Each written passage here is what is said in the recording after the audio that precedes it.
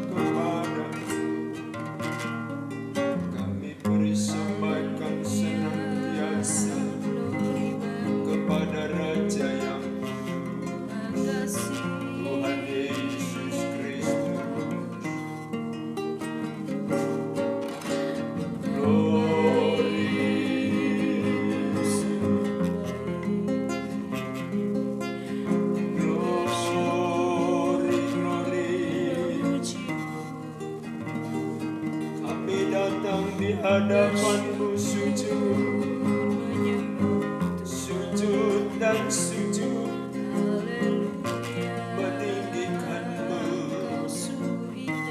menyembah-Mu, mengeluh-elukan-Mu, Raja kami, Tuhan dan Juru Selamat, kekasih jiwa kami, Tuhan Yesus, Tuhan yang hebat, nama yang dahsyat, nama yang heran, nama yang menyelamatkan, nama yang menguduskan, nama yang menghidupkan. Haleluya, haleluya, haleluya. Terima kasih, terima kasih.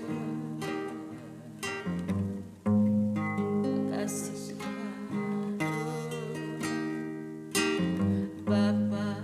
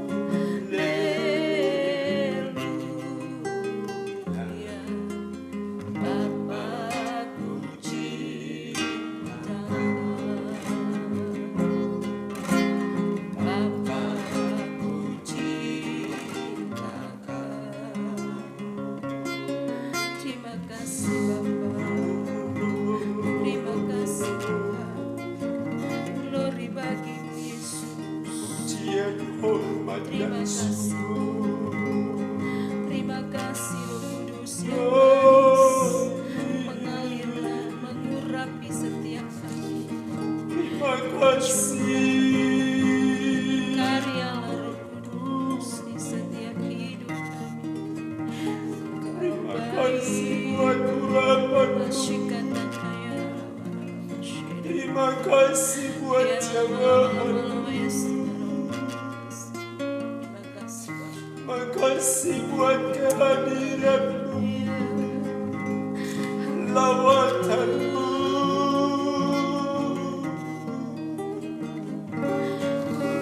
Terima kasih. Makasih, Kasih Yesus. makasih. Bapak, Engkau sungguh baik, sangat baik dan teramat baik. Amin. Kasih dan setiamu, penyertaanmu, kemurahanmu, perlindunganmu, kasihmu Tuhan. Engkau sungguh indah dan luar biasa. Bagimu lah pujian, hormat dan syukur kami naikkan Tuhan. Bagi hari yang indah ini, sungguh kami menyadari semua hanya oleh kemurahan, semuanya oleh karena kebaikan Tuhan kami ada. Terima kasih Tuhan, Kau melayakkan kami ada di hadirat-Mu, ada di hadapan-Mu. Kami boleh memanggil nama-Mu yang berkuasa, nama di atas segala nama, Tuhan di atas segala Tuhan, Raja di atas segala raja, Bapa kami yang kekal dan mulia. Terima kasih Bapakku, sungguh kami bangga memiliki Bapa seperti Engkau. Kami anak-anak boleh memanggil nama-Mu Tuhan. Ketika kami lemah, Tuhan, Engkau datang bagi kami. dari surga. Ketika kami perlu, Engkau selalu ada bagi kami. Tidak pernah Engkau meninggalkan jauh dari kami Tuhan. Makasih Tuhan Yesus, sebab itu ajar kami umat-Mu untuk kami terus setia kepada-Mu. Kami tidak merasa hebat, tidak merasa kuat Tuhan, tapi biarlah kami menyadari tanpa Tuhan kami tidak bisa berbuat apa-apa. Sebab itu kami sangat membutuhkan Tuhan dalam hidup ini, dan Engkaulah menjadi kerinduan kami satu-satunya Tuhan. Dalam segenap hidup kami, kami sungguh merindukan Tuhan, terus memimpin kami, terus menyertai hari-hari kami Bapa. Makasih Tuhan Yesus, di tengah dunia yang ada ini Tuhan, dunia yang jahat ini, kami merindukan terus dalam hidup kami. Oh, merindukan Tuhan yang terus memimpin seluruh keberadaan hidup kami. Terima kasih Tuhan, firman-Mu yang kami dengar sebentar terus berbicara, menasihati, mengingatkan kami, meneguhkan kami semuanya. Dalam nama Tuhan Yesus, berkat Tuhan tercurah bagi kami semuanya. Di dalam nama Yesus kami sambut sabda-Mu pagi hari ini. Haleluya. Amin. Kita baca Markus pasal 9. Saya baca dalam nama Yesus 5 ayat 1 orang. Katanya lagi kepada mereka, aku berkata kepadamu, sesungguhnya di antara orang yang hadir di sini ada yang tidak akan mati sebelum mereka melihat bahwa kerajaan Allah telah datang dengan kuasa. Yesus dimuliakan di atas gunung. 6 hari kemudian Yesus membawa Petrus, Yakobus dan Yohanes bersama-sama dengan mereka. Ia naik ke sebuah gunung yang tinggi. Di situ mereka sendirian saja. Lalu Yesus berubah rupa di depan mata mereka dan pakaiannya sangat putih berkilat-kilat. Tidak ada seorang pun di dunia ini yang dapat mengelantang pakaian seperti itu. Maka nampaklah kepada mereka Elia bersama-sama dengan Musa. Keduanya sedang berbicara dengan Yesus. Kata Petrus kepadanya, Rabi, betapa bahagianya kami berada di tempat ini. Baiklah, kami dirikan 3 kemah, satu untuk engkau, satu untuk Musa, dan satu untuk Elia. Ia berkata demikian sebab tidak tahu apa yang harus dikatakannya, karena mereka sangat ketakutan. Maka datanglah awan menaungi mereka, dan dari dalam awan itu terdengar suara, inilah anak yang kukasihi, Amin. dengarkanlah dia. Dan sekonyong-konyong waktu mereka memandang sekeliling mereka, mereka tidak melihat seorang pun lagi bersama mereka, kecuali Yesus seorang diri. Pada waktu mereka turun dari gunung itu, Yesus berpesan kepada mereka supaya mereka jangan menceritakan kepada seorang pun apa yang telah mereka lihat sebelum Anak Manusia bangkit dari antara orang mati. Mereka memegang pesan tadi sambil mempersoalkan di antara mereka apa yang dimaksud dengan bangkit dari antara orang mati. Lalu mereka bertanya kepadanya, mengapa ahli-ahli Taurat berkata bahwa Elia harus datang dahulu? Jawab Yesus, memang Elia akan datang dahulu dan memulihkan segala sesuatu. Hanya bagaimanakah dengan yang ada tertulis mengenai anak manusia bahwa ia akan banyak menderita dan akan dihinakan? Tetapi aku berkata kepadamu, memang Elia sudah datang dan orang memperlakukan dia menurut kehendak mereka sesuai dengan yang ada tertulis tentang dia. Yesus mengusir roh dari seorang anak yang bisu. Ketika Yesus, Petrus, Yohanes dan Yakobus dan Yohanes kembali kepada murid-murid lain, mereka melihat orang banyak mengerumuni murid-murid itu dan beberapa ahli Taurat sedang mempersoalkan sesuatu dengan mereka. Pada waktu orang banyak itu melihat Yesus, tercenganglah mereka semua dan bergegas menyambut dia. Lalu Yesus bertanya kepada mereka, apa yang kamu persoalkan dengan mereka? Kata seorang dari orang banyak itu, Guru, anakku ini kubawa kepadamu karena ia kerasukan roh yang membisukan dia. Dan setiap kali roh itu menyerang dia, roh itu membantingkannya ke tanah, lalu mulutnya berbusa, giginya berkertakan dan tubuhnya menjadi kejang. Aku sudah meminta kepada murid-muridmu supaya mereka mengusir roh itu, tetapi mereka tidak dapat. Maka kata Yesus kepada mereka, hai kamu angkatan yang tidak percaya, berapa lama lagi aku harus tinggal di antara kamu? Berapa lama lagi aku harus sabar terhadap kamu? Bawalah anak itu kemari. Lalu mereka membawanya kepadanya. Waktu roh itu melihat Yesus, anak itu segera digoncangkannya, dan anak itu terpelanting ke tanah dan terguling-guling sedang mulutnya berbusa. Lalu Yesus bertanya kepada ayah anak itu, sudah berapa lama ia mengalami ini? Jawabnya, sejak masa kecilnya. Dan seringkali roh itu menyeretnya ke dalam api ataupun ke dalam air untuk membinasakannya. Sebab itu jika engkau dapat berbuat sesuatu, tolong kami dan kasihanilah kami. Jawab Yesus, katamu, jika engkau dapat, tidak ada yang mustahil bagi orang yang percaya. Segera ayah anak itu berteriak, aku percaya, tolonglah aku yang tidak percaya ini. Ketika Yesus melihat orang banyak makin datang berkerumun, ia menegur roh jahat itu dengan keras, katanya, hai kau roh yang menyebabkan orang menjadi bisu dan tuli, aku memerintahkan engkau keluarlah daripada anak ini dan jangan memasukinya lagi. Lalu keluarlah roh itu sambil berteriak dan menggoncang-goncang anak itu dengan hebatnya. Anak itu kelihatannya seperti orang mati, sehingga banyak orang yang berkata, ia sudah mati. Tetapi Yesus memegang tangan anak itu dan membangunkannya, lalu ia bangkit sendiri. Ketika Yesus sudah di rumah dan murid-muridnya sendirian dengan dia, bertanyalah mereka, mengapa kami tidak dapat mengusir roh itu? Jawabnya kepada mereka, jenis ini tidak dapat diusir kecuali dengan berdoa. Pemberitahuan kedua tentang penderitaan Yesus. Yesus dan murid-muridnya berangkat dari situ dan melewati Galilea, dan Yesus tidak mau hal itu diketahui orang. Sebab ia sedang mengajar murid-muridnya, ia berkata kepada mereka, anak manusia akan diserahkan ke dalam tangan manusia dan mereka akan membunuh dia, dan 3 hari sesudah ia dibunuh ia akan bangkit. Mereka tidak mengerti perkataan itu, namun segan menanyakan kepadanya, siapa yang terbesar di antara para murid? Kemudian tibalah Yesus dan murid-muridnya di Kapernaum. Ketika Yesus sudah di rumah, ia bertanya kepada murid-muridnya, apa yang kamu perbincangkan tadi di tengah jalan? Tetapi mereka diam, sebab di tengah jalan tadi mereka mempertengkarkan siapa yang terbesar di antara mereka. Lalu Yesus duduk memanggil ke-12 murid itu, katanya kepada mereka, jika seseorang ingin menjadi yang terdahulu, hendaklah ia menjadi yang terakhir dari semuanya dan pelayan dari semuanya.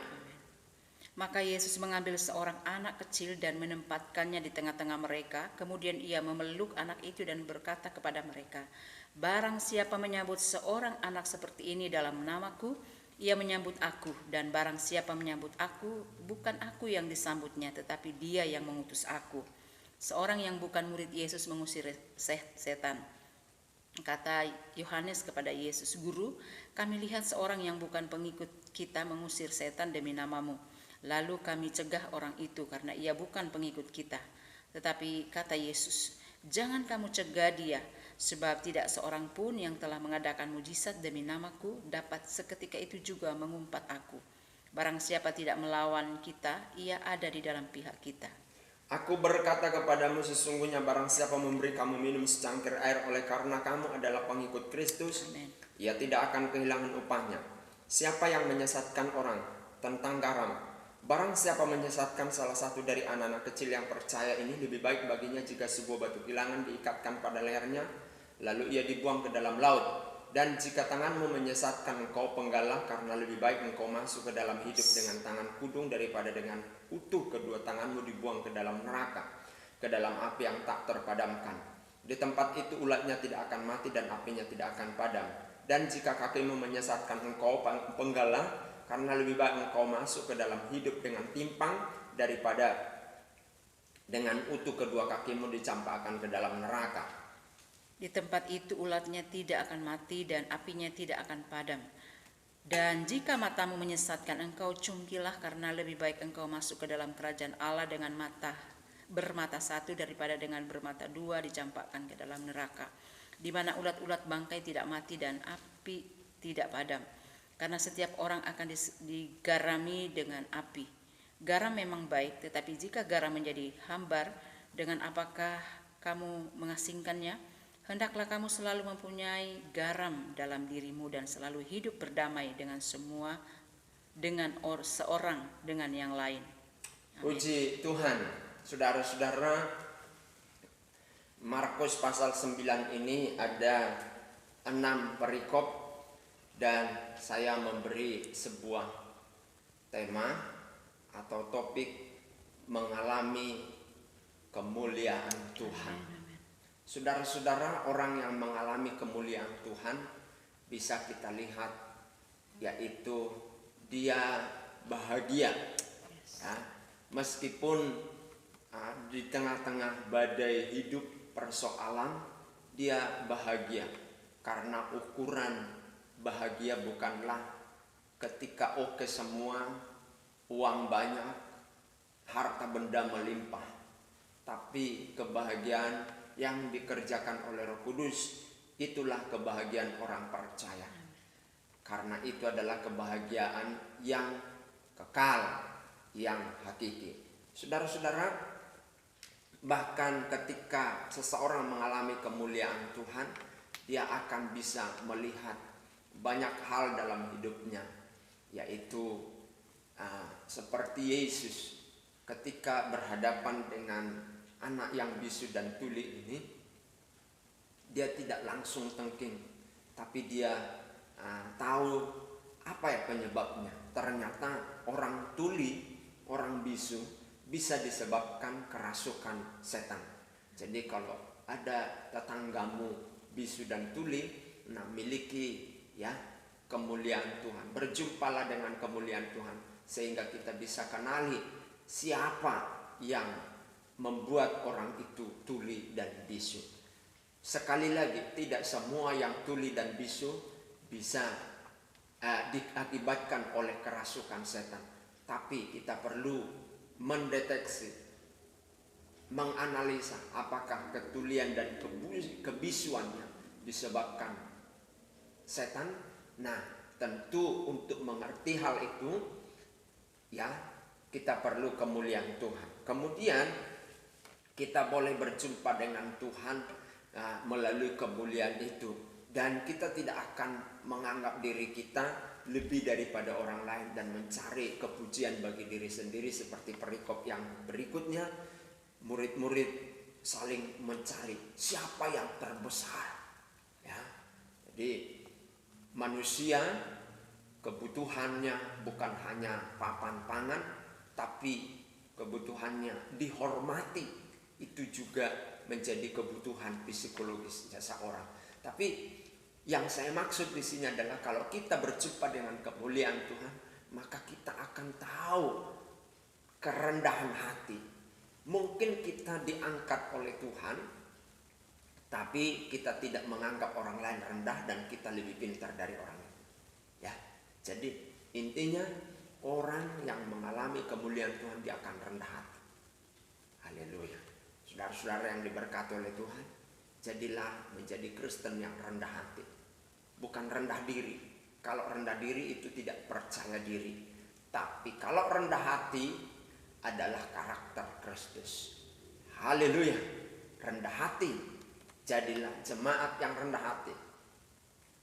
Jadilah pekerja yang rendah hati. Jadilah masyarakat yang rendah hati. Orang yang rendah hati saya ibaratkan ya seperti sistem air atau konsep air. Air mengalir ke tempat yang rendah. Orang yang rendah hati selalu diberkati. Yes. Ya, kalau saudara mau diberkati oleh Tuhan, rendah hatilah. Rendah hati di sini bukan berarti ditunjukkan mantuk-mantuk, bukan. Rendah hati di sini adalah sikap dari dalam hatimu. Jadilah hamba Tuhan yang rendah hati, mengakui kelebihan orang, tidak merasa diri lebih dari orang lain. Dari ucapannya, dari mana saja orang kita tahu bahwa dia tidak rendah hati. Merendahkan orang itu juga tipe orang yang tidak rendah hati. Tapi saya berdoa kita semua, jemaat, pemirsa, hamba-hamba Tuhan, keluarga kami menjadi pribadi-pribadi yang rendah hati. Karena kemuliaan Tuhan kita alami bersama. Haleluya. Haleluya.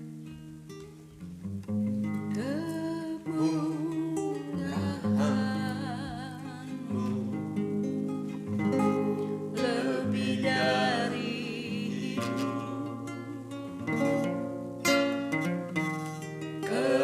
kemurahan,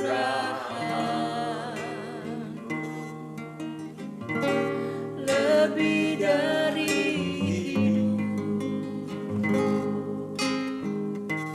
bahwa lidahku memuji Engkau, kemudahan lebih dari hidup. Kemurahan-Mu lebih dari hidup kami. Amin. Tidak berarti hidup kami tanpa kemurahan. Benar Yesus. Berartilah hidup kami di dalam Tuhan ketika kemurahan Tuhan itu ada dalam seluruh keberadaan kami. Dan kemurahan-Mu itu yang membawa kami kepada kerendahan hati. Karena kemurahan Tuhan dahsyat. Kemurahan Tuhan luar biasa. Kemurahan Tuhan tidak pernah dimiliki oleh dunia ini. Tapi kemurahan-Mu ditawarkan oleh Tuhan sendiri kepada dunia, manusia di dunia ini, agar kemurahan-Mu yang memerintah, menguasai seluruhnya. Terima kasih banyak Tuhan, kami berjumpa dengan kemuliaan, maka kemurahan Tuhan datang menghampiri kami. Kebahagiaan yang kekal. Terima kasih Tuhan, jemaat-Mu, pemirsa, keluarga kami, hamba-hamba Tuhan berjumpa dengan kemuliaan-Mu. Bangsa kami berjumpa dengan kemuliaan-Mu. Seluruh pemerintahan kami di semua level, mulai dari pemerintahan desa dan jajarannya, kecamatan, kabupaten, provinsi, tingkat negara, pusat, dalam nama Yesus, TNI, Polri, eksekutif, yudikatif, oh Tuhan Yesus, legislatif, semua berjumpa dengan kemuliaan Tuhan. Tahun 2024 pemilihan umum, berjumpa semua masyarakat, pemerintah dan pemangku-pemangku, oh dan pelaku-pelaku demokrasi yang akan berkontestasi tahun 2024 dengan kemuliaan-Mu, berjumpa dan berjumpa, sehingga penguasaan dan pengendalian, pengontrolan Tuhan atas atmosfer, suasana politik di negeri kami ini, dan apa yang sudah dimulai oleh Bapak Jokowi, Presiden kami, membangun infrastruktur di semua bidang untuk menjadikan Indonesia menjadi negara maju, bukan hanya berkembang tetapi menjadi negara maju, sehingga dilanjutkan pembangunan ini berkesinambungan, sejahtera rakyat, dan semuanya kekayaan alam Indonesia digunakan bagi kesejahteraan seluruh rakyat Indonesia. Terima kasih Tuhan, berkati tetangga kami di mana kami tinggal saat ini, kiri kanan depan belakang, dalam nama Yesus. Engkau membawa kami berjumpa dengan kemuliaan-Mu. Maka kemuliaan-Mu yang kami temui, yang kami rasakan nikmati itu, kami impartasikan kepada tetangga kami kiri kanan depan belakang dalam nama Yesus. Baik mereka berpikir negatif, baik mereka berpikir positif, kami impartasikan kemuliaan-Mu dalam nama Tuhan Yesus. Gereja-gereja, pemimpin-pemimpin gereja, gembala-gembala sidang, majelis-majelis gereja, Tuhan kami berdoa kemuliaan Tuhan hadir dan memberkati. Begitu juga kami berdoa semua lembaga-lembaga Kristen, mulai dari lembaga kesehatan, pendidikan, ekonomi, dan segala bidang pendidikan, lembaga Tuhan memberkati. Terpujilah Engkau Tuhan. Kami memberkati GPD mulai dari pimpinan pusat, Amen. daerah dan wilayah dalam nama Yesus. Engkau membawa GPDI 100 tahun dan GPDI telah memberitakan banyak kabar ke pelosok biar dan kami boleh menjumpai GPDI di mana-mana. Tuhan memberkati GPDI. Terima kasih Tuhan. Dan Tuhan memakai dengan kemuliaan untuk GPDI semakin maju di dalam Tuhan. Terima kasih Tuhan. Berkati kami Tuhan. Yang sakit Tuhan sembuhkan, yang lemah Tuhan kuatkan, yang bimbang dan ragu Tuhan teguhkan, yang bergumul untuk pekerjaan, yang bergumul untuk ekonomi, dalam nama Yesus dipulihkan, diberkati oleh Tuhan. Jemaat-Mu, keluarga kami, hamba-hamba Tuhan, pemirsa, kami berkati dengan lawatan kemuliaan Tuhan dalam nama Yesus. Terima kasih Tuhan. Kami sudah berdoa dan mengucap syukur. Kami terima berkat-Mu dalam nama Tuhan Yesus Kristus. Haleluya. Amin. Amin. Haleluya. Tuhan Yesus